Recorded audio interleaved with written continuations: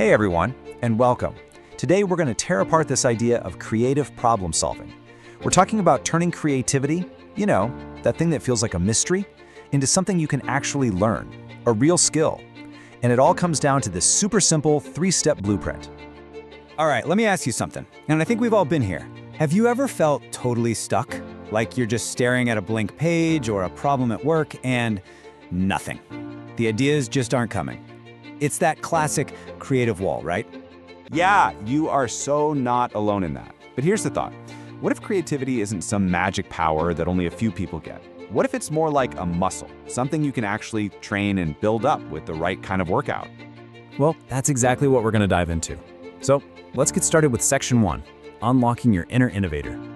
So, the big idea here is something called enabling creativity. And what's so cool about this is the focus on it being a systematic approach. We're not talking about just sitting around waiting for some bolt of lightning to strike. No way!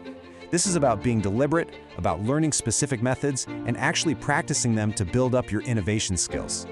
Okay, so if it's a system, what's in the box, right? What does that system actually look like? Well, that brings us to what we're calling the Creativity Toolkit. And here it is, the blueprint itself. It's so simple, just 3 steps. First, you learn some easy methods for coming up with ideas. Second, and this is key, you practice them. You actually use them to spark new thoughts. And finally, step 3 is about making it a habit. You promote this way of thinking for the long haul. That second step, practice, it is absolutely crucial. It's the moment where all the theory gets real. So let's talk about that a little more, putting ideas into practice. I love how the source material phrases this. It says the whole point of a practical session is, and I'm quoting here, to help stimulate the creativity and innovation of participants in problem solving. That word stimulate, that's everything. It's not passive, it's an active, get your hands dirty kind of thing. And this is such a great way to visualize why practice matters so much. See, on one side, you've got knowing the theory. That's reading about it, watching this right now, which is awesome. But the real magic, the real innovation happens on the other side, doing the work, actually applying those methods. The whole game is about bridging that innovation gap between knowing and doing. All right, so you've learned some stuff, you started practicing, but how do you keep it going? How do you stop it from being just a one-time thing? Well, that's where building a creative habit comes in. Yeah, because let's be real, the ultimate goal isn't just one amazing brainstorming meeting, right? Or solving that one tricky problem. It's about weaving this into how you think every single day. It's about moving from a single session to a state of continuous innovation. So how do we actually do that? Well, a few things.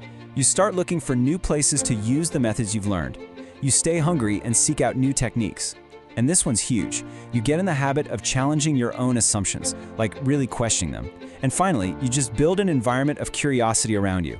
You do these things, and that's how creativity starts to feel like second nature. Okay, let's wrap this all up. Let's look at your personal problem-solving blueprint. When you boil it all down, it's so beautifully simple. It's just 3 words. Learn, practice, promote. That's it.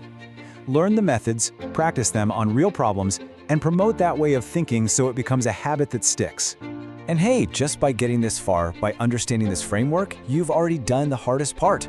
The blueprint is ready to go. You literally have a roadmap now to turn all that creative potential into actual real-world results. So there's really only one question left to ask. You've got the blueprint. What problem are you going to solve first?